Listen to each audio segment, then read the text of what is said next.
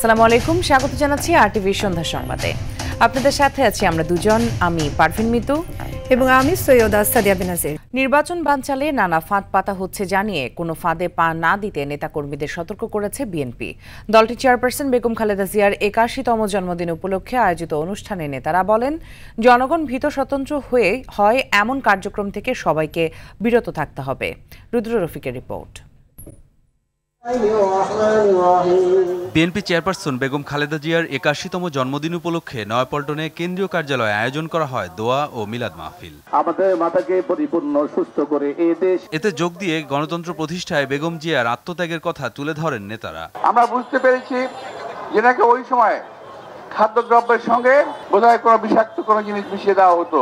দেশনেত্রী বেগম খালেদার জেল জীবনে ওনার উপরে কতটুকু নিপীড়ন হয়েছে, কতটুকু অত্যাচার হয়েছে, কারা কারা এর সঙ্গে দায়ী, তাদের সকলের একটা বিচার করা উচিত বলে আমি বিশ্বাস করি এবং মনে করি। সুযোগ তৈরি হলেও গণতন্ত্র এখনো জনগণের নাগালের বাইরে বলে জানান বিএনপি নেতারা। অতীতের মতো আগামীতেও খালেদা জিয়ার হাত ধরেই দেশে গণতন্ত্র আসবে বলে প্রত্যাশা তাদের। ভোটের ফলাফল গণনার আগ মুহূর্ত পর্যন্ত জাতির কাছে একটা সংশয় আছে, নির্বাচন হবে তো, অর্থাৎ একটা ষড়যন্ত্র চলমান আছে নির্বাচনকে বানচাল করার জন্য। আমরা সতর্ক সজাগ থাকবো, কারো পাতানো ফাঁদে বা কারো পাতানো কথা উত্তর দিয়ে যাতে গণতন্ত্রে ভুলণ্ঠিত না হয়। জনগণের মন জয় করার চেষ্টা করব, এমন কিছু করব না যাতে জনগণ অসন্তুষ্ট হয় বা জনগণ ভীত সন্ত্রস্ত হয়। সব ষড়যন্ত্র মোকাবেলায় নেতাকর্মীদের ঐক্যবদ্ধ থাকার আহ্বান বিএনপি নেতাদের। রুদ্র রফিক, আরটিভি, ঢাকা। সাবেক প্রধানমন্ত্রী ও বিএনপি চেয়ারপারসন বেগম খালেদা জিয়ার ৮১তম জন্মদিন উপলক্ষে দোয়া ও মিলাদ মাহফিল অনুষ্ঠিত হয়েছে। বিকেলে গুলশানে বিএনপি চেয়ারপারসনের রাজনৈতিক কার্যালয়ে এই দোয়া ও মিলাদ মাহফিলে লন্ডন থেকে ভার্চুয়ালি অংশ নেন বিএনপির ভারপ্রাপ্ত চেয়ারম্যান তারেক রহমান সহ বিএনপি ও অঙ্গ সহযোগী সংগঠনের নেতৃবৃন্দ। এ সময় বেগম জিয়ার সুস্থতার পাশাপাশি দেশের মঙ্গল কামনা করা হয়। এছাড়া মহান মুক্তিযুদ্ধে শহীদ ও জুলাই গণ অভ্যুত্থানে নিহতদের মাগফিরাত কামনায় দোয়া অনুষ্ঠিত হয়।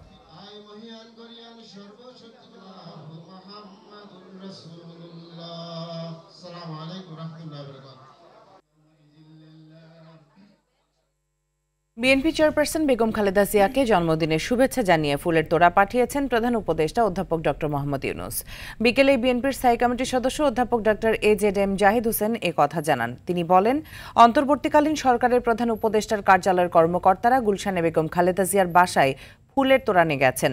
প্রধান উপদেষ্টার একান্ত সচিব সজীব এম খায়রুল ইসলাম ও প্রধান উপদেষ্টার কার্যালয়ের পরিচালক মোহাম্মদ নাজমুল ইসলাম বিকেল ৪টায় চেয়ারপারসনের বাসা ফিরোজায় চেয়ারপারসনের একান্ত সচিব এবিএম আব্দুস সাত্তারের কাছে প্রধান উপদেষ্টা ফুলের তোড়া হস্তান্তর করেন।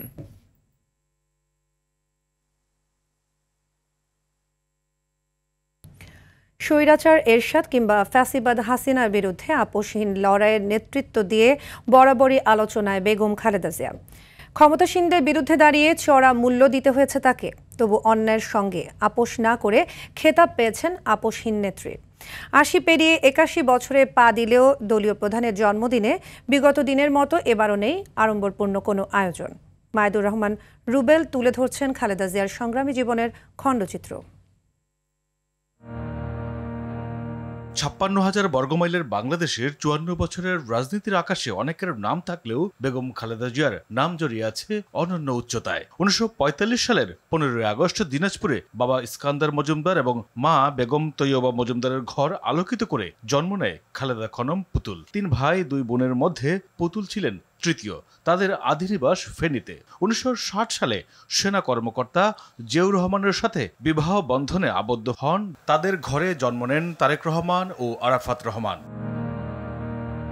স্বামী জিয়াউর রহমান স্বাধীনতার ঘোষণা দেয় ৭১-এর মহান মুক্তিযুদ্ধে পাকিস্তানি হানাদার বাহিনী বন্দী করেন খালেদা জিয়াকে। পরে ১৯৮১ সালে প্রেসিডেন্ট জিয়াউর রহমান শহীদ হলে দেশের প্রয়োজনে ঘরের চৌকাঠ পেরিয়ে গৃহবধূ খালেদা জিয়া আসেন রাজনীতিতে। স্বৈরাচার এরশাদের বিরুদ্ধে দুর্বার আন্দোলনের নেতৃত্ব দিয়ে জনতার রায়ে অসীন হন দেশনেত্রী প্রধানমন্ত্রী হিসেবে। দেশের প্রথম নারী প্রধানমন্ত্রীর আসন অলংকৃত করেন খালেদা জিয়া। ছিলেন সার্কের প্রথম নারী চেয়ারপারসনও। তিনবার দেশের প্রধানমন্ত্রীর দায়িত্ব পালন করেন খালেদা জিয়া। মানুষের দাবি আদায়ে সবসময় সোচ্চার ছিলেন রাজপথে। 2014 ও 2018 নির্বাচনে ফ্যাসিবাদী সরকার শেখ হাসিনার বিরোধিতা করে হন গৃহবন্দী। তারা মিথ্যা কথা বলছে। 111 এবং স্বৈরাচার শেখ হাসিনা কারাগারে পাঠান আপসহীন এই নেত্রীকে। হামলা মামলার নানা ঘাত প্রতিঘাত পার হয়ে গণতন্ত্রের জন্য উচ্চকিত কণ্ঠ ছিল খালেদা জিয়ার। বড় সন্তানের দীর্ঘ নির্বাসন আর ছোট সন্তান আরাফাত রহমানকে হারিয়ে হয়ে পড়েন নিঃসঙ্গ জীবনের বাসিন্দা। নানা জটিল রোগে আক্রান্ত হয়ে সময় কাটে হাসপাতালের বিছানায়। 24-এর ছাত্র জনতার গণ অভ্যুত্থান পরবর্তী সময়ে মুক্তি মিললে দেশবাসীর কাছে আশার কেন্দ্রবিন্দু হয়ে আলো ছড়াচ্ছেন গণতন্ত্রের এই নেত্রী। তবে তার জন্মদিনে কেক কাটতে নিষেধ করা হয়েছে দলের পক্ষ থেকেই। মাইদুর রহমান রুবেল, RTV, ঢাকা। জাতীয় নাগরিক পার্টি এনসিপির আহ্বায়ক নাহিদ ইসলাম বলেন, শেখ মুজিবুর রহমান জাতির পিতা নন, তবে স্বাধীনতা অর্জনে তার ভূমিকা ও ত্যাগ অনস্বীকার্য। কিন্তু একই সঙ্গে তার শাসন আমলে ঘটে যাওয়া জাতীয় ট্র্যাজেডিকেও ভুলে যাওয়া যাবে না। তার নেতৃত্বেই বাংলাদেশকে ভারতের এক ধরনের করদ রাজ্যে পরিণত করা হয়। 1972 সালের গণবিরোধী সংবিধান চাপিয়ে দেওয়া হয় এবং লুণ্ঠন, রাজনৈতিক হত্যাকাণ্ড ও একদলীয় বাকশাল শাসনের ভিত্তি গড়ে তোলা হয়। বিকেলে নিজের ভেরিফাইড ফেসবুক পেজে এক পোস্টে এমন মন্তব্য করেন তিনি বলেন, আওয়ামী লীগের ফ্যাসিবাদী রাজনীতির মূল কেন্দ্রে রয়েছে মুজিব পূজা, যা ব্যবহার করা হয়েছে জনগণকে দমন করতে, দেশকে লুটপাট করতে।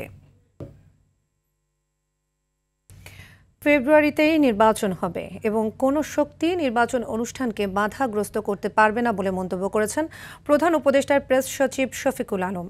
দুপুরে মাগুরা শহরে পারন্দুয়ালি জুলাই আগস্ট গণঅভ্যুত্থানে শহীদ মেহেদী হাসান রাব্বি ও একই এলাকার আলামিনের কবর জিয়ারত শেষে সাংবাদিকদের প্রশ্নের জবাবে একথা বলেন।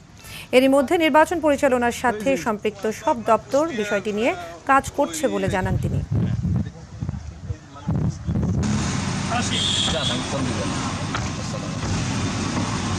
ইলেকশন ফেব্রুয়ারিতে হবে, এই বিষয়ে কোনো সন্দেহ নাই। যারা সন্দেহ বীজ রোপণ করছেন তাদেরকে বলবো, আপনারা থামেন। আমাদের সরকারের যতগুলো অর্গান আছে ইলেকশনকে প্রিপারেশনে যারা কাজ করে, সবাই এটা নিয়ে এখন সবার পুরোদমে কাজ করছেন। সিলেটের কোম্পানিগঞ্জের ভোলাগঞ্জ থেকে লুট হওয়া পাথর দেশের বিভিন্ন স্থান থেকে উদ্ধার করে সাদা পাথর পর্যটন স্পটে প্রতিস্থাপন করছে জেলা প্রশাসন। লুটপাটের খবর ছড়িয়ে পড়লে গত 2 দিন ধরে পাথর উদ্ধারে অভিযান চালিয়ে আসছে আইন শৃঙ্খলা বাহিনী। পাশাপাশি লুটপাটে জড়িত মূল হোতাদের শনাক্ত ও গ্রেপ্তারেও চলছে অভিযান। এরই মধ্যে সিলেট থেকে 12,000 এবং ডেমরা সারুলিয়ার 7টি প্রতিষ্ঠান থেকে আনুমানিক 40,000 ঘনফুট পাথর জব্দ করেছে প্রশাসন। সিলেট প্রতিনিধি রাজ্জাক রুনু ও হাসান মোহাম্মদ শামীমের পাঠানো তথ্যচিত্রে আরও জানাচ্ছেন আব্দুল হামিদ। সিলেটের কোম্পানিগঞ্জ উপজেলার ভোলাগঞ্জ থেকে সাদা পাথর লুটপাটের খবরে নড়েচড়ে বসে পুলিশ প্রশাসন। গোপন তথ্যের ভিত্তিতে সিলেট সহ দেশের বিভিন্ন স্থানে অভিযান শুরু করে যৌথ বাহিনী। বৃহস্পতিবার 7 দিনের মধ্যে সব পাথর পর্যটন স্পটে প্রতিস্থাপনের আদেশ দেয় হাইকোর্ট। স্থানীয়দের দাবি, লুট করা পাথরের বড় একটি অংশ এখনো সাদা পাথর এলাকার আশপাশের পাথর ভাঙানো মিলেই মজুত রয়েছে। বেশি অংশ সুনামগঞ্জি লোকে আইসা নিয়ে গেছে। এরা বড় বড় নৌকা আনছে, 300 ফুটি 150 ফুটি 250 ফুটি নৌকা নিয়ে আসছে। এরা নিয়ে আইসা বালু পাথর নিয়ে সুনামগঞ্জিরা বড় বড় নৌকা লইয়া ইয়া ওতা গর্ত করিয়া তারা বালু নিছেন, পাথর নিছেন, লুটপাট করিয়া খাইছেন। সিলেটের স্থানীয় পর্যটন ব্যবসায়ীরা বলছেন, প্রায় 200 থেকে 250 কোটি টাকার আনুমানিক 2 লাখ ঘনফুট সাদা পাথর লুট করা হয়েছে। এগুলো প্রতিস্থাপন না করা গেলে হুমকির মুখে পড়বে এখানকার প্রাকৃতিক সৌন্দর্য ও পর্যটন শিল্প। এদিকে ভোলাগঞ্জ থেকে লুট করা আনুমানিক 40,000 ঘনফুট আস্ত ও ভাঙা পাথর ঢাকার ডেমরার সারুলিয়া থেকে উদ্ধার করা হয়েছে। অভিযান অব্যাহত থাকবে বলে জানিয়েছে প্রশাসন। আব্দুল হামিদ, RTV। মোহাম্মদপুরের জেনেভা ক্যাম্পে কথিত শীর্ষ মাদক ব্যবসায়ী বুনিয়া সোহেলের আস্তানায় অভিযান চালিয়েছে যৌথ বাহিনী। গেল রাতে চালানো এই অভিযানে 13টি ককটেল, 25টি আধা প্রস্তুতকৃত ককটেল, 400 গ্রাম গান পাউডার বিস্ফোরক, 2টি সামুরাই তলোয়ার, 12টি হকি স্টিক, 29টি হেলমেট, 2টি ড্রাগন লাইট, 11 কেজি গাঁজা, 12 প্যাকেট হেরোইন ও নগদ 1,13 লাখ টাকা উদ্ধার করা হয়েছে। সেনাবাহিনী জানায়, গোপন তথ্য অনুযায়ী সোহেলকে গ্রেপ্তারের উদ্দেশ্যে জেনেভা ক্যাম্পে যৌথ অভিযান চালায় তারা। তারা ওই স্থানে পৌঁছার সঙ্গে সঙ্গে সন্ত্রাসীরা সম্পূর্ণ বৈদ্যুতিক লাইন বন্ধ করে দেয় এবং বাসার বিভিন্ন দরজা জানালা ও ছাদ দিয়ে পালিয়ে যায়। তাই আসামিদেরকে গ্রেপ্তার করা সম্ভব হয়নি। তবে বুনিয়া সোহেলের আস্তানায় তল্লাশি চালিয়ে 1 কোটির বেশি নগদ টাকা, সন্ত্রাসী কার্যক্রম করার বিভিন্ন সামগ্রী ও মাদক উদ্ধার করা হয়। নাগরিকের ব্যক্তিগত তথ্য চুরি কিংবা মোবাইল ফোনে আড়ি পাততে 1,500 কোটি টাকা খরচ করে নজরদারি সরঞ্জাম কিনেছিল আওয়ামী লীগ সরকার। ব্যক্তির অবস্থান শনাক্ত করতে 2016 থেকে 2024 সালের মধ্যে পুলিশ, র্যাব ও national telecommunications monitoring centre NTMC যৌথভাবে এসব সরঞ্জাম কেনে। বিশেষজ্ঞরা বলছেন, দেশের স্বার্থে কেনা যন্ত্র দিয়ে দমন করা হতো বিরোধী মত। সাকিবুর রহমানের রিপোর্টে থাকছে বিস্তারিত। দেশের নিরাপত্তা কিংবা বহির্বিশ্বের আক্রমণ থেকে রক্ষার জন্য মোবাইল ফোনে আড়ি পেতে ব্যক্তির অবস্থান শনাক্ত করে থাকে আইনশৃঙ্খলা বাহিনী।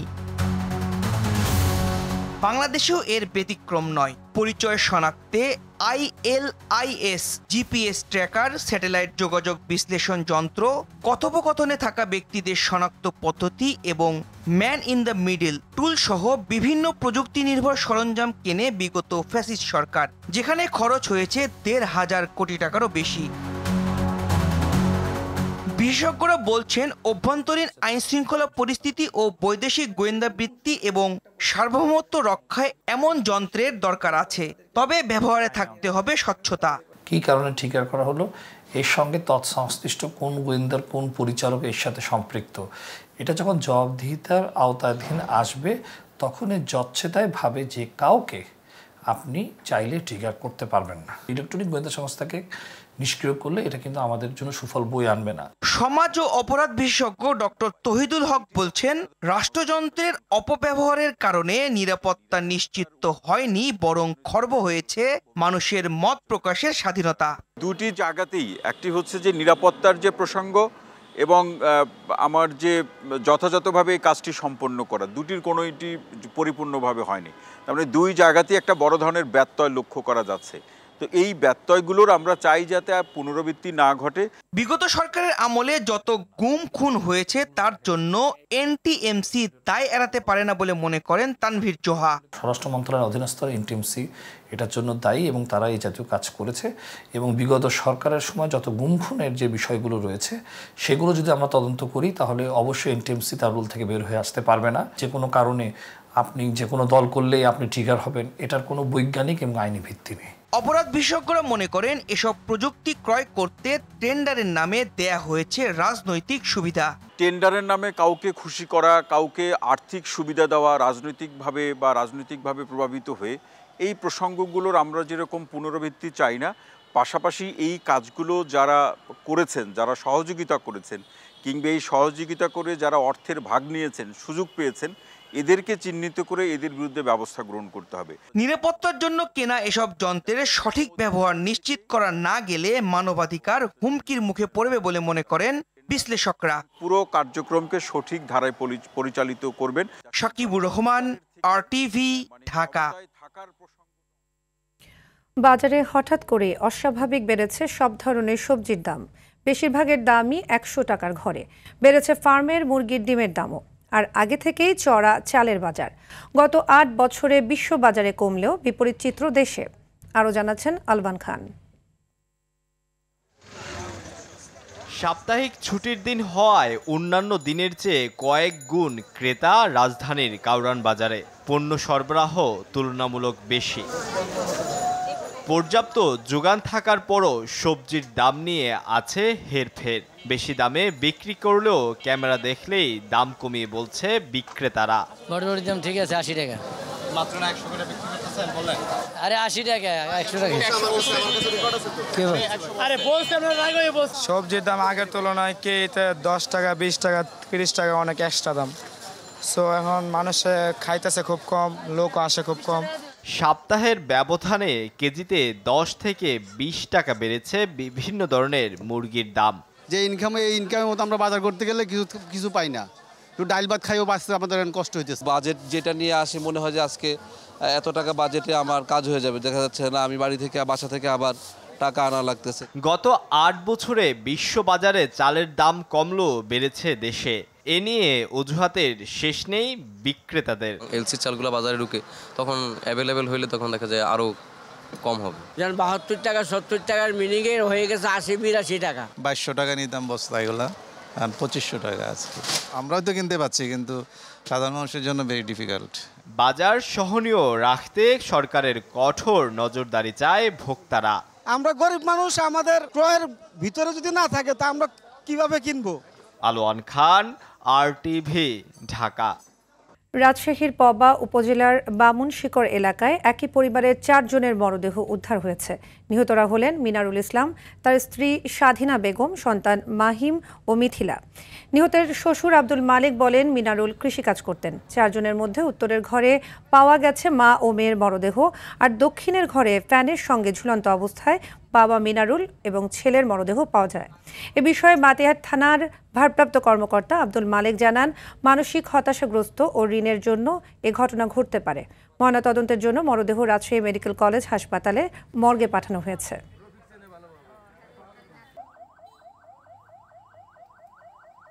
মানসিকভাবে খুব হতাশাগ্রস্ত ছিল। এই মানসিক হতাশাগ্রস্তের কারণে হয়তো এই ঘটনা ঘটছে।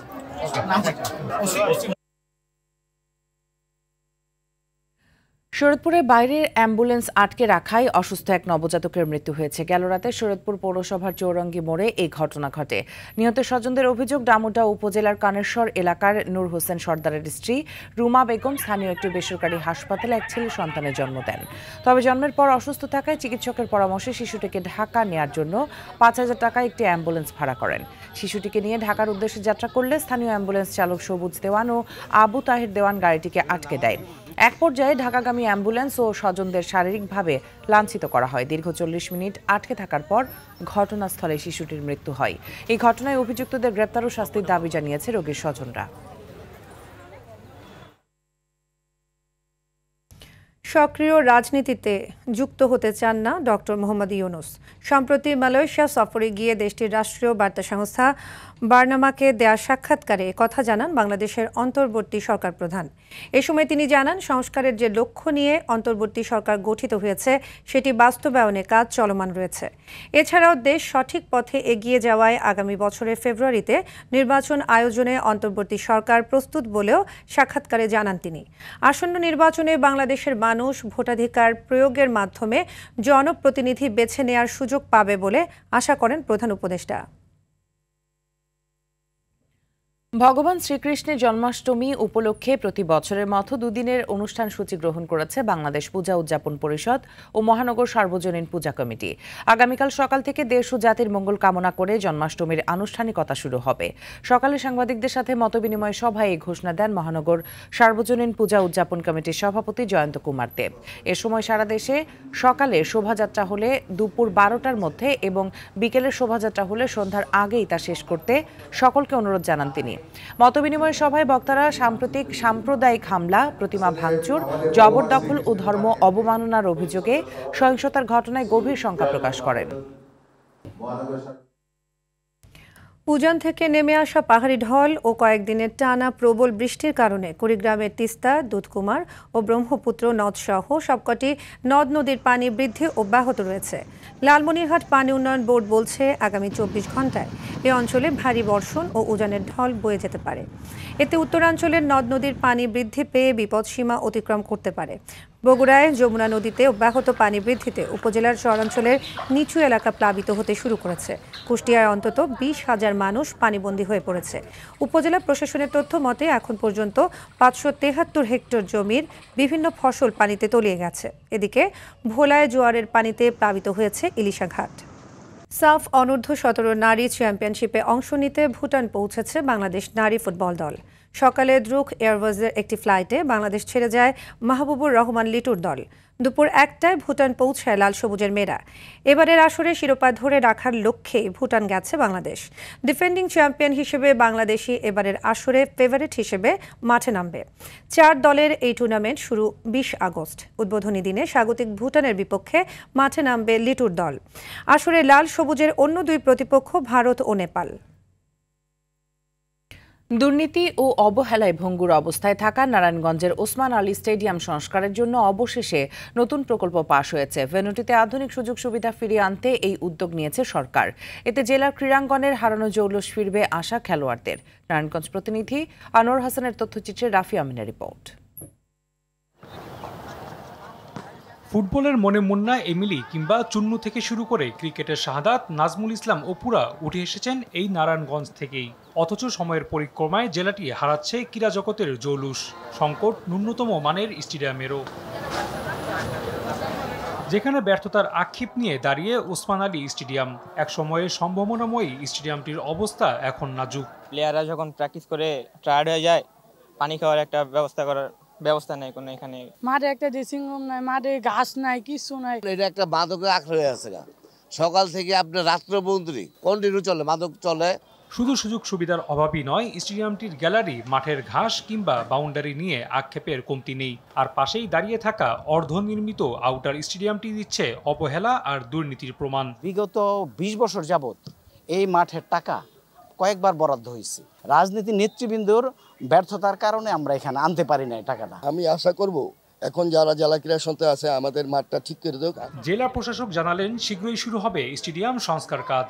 একদিকে হচ্ছে বাউন্ডারি ওয়াল, একটা ইনডোর স্টেডিয়াম অর্ধেক হয়ে পড়ে আছে, ইনডোর স্টেডিয়ামটা পুরোটা কীভাবে কমপ্লিট করা যায়, 2টি ওয়াশ ব্লক এবং একটা গ্যালারি, এই প্রকল্পগুলো আমরা গ্রহণ করেছি এবং গ্রহণ করে সেগুলো অনুমোদন নিয়ে এসেছি এবং এই প্রকল্পগুলো টেন্ডারে চলে গিয়েছে। সবকিছু ঠিক থাকলে হারানো জৌলুস ফিরে পাবে স্টেডিয়ামটি। তাতে দেশ পেতে পারে মোনেম শাহরিয়ার হোসেন বিদ্যুতের মতো সম্ভাবনাময়ী খেলোয়াড়। রাফি আমিন, RTV। সন্ধ্যা সংবাদ এ পর্যন্তই। রাতের সংবাদ 11:15টায় দেখার আমন্ত্রণ রইল। ধন্যবাদ সবাইকে। ধন্যবাদ সবাইকে।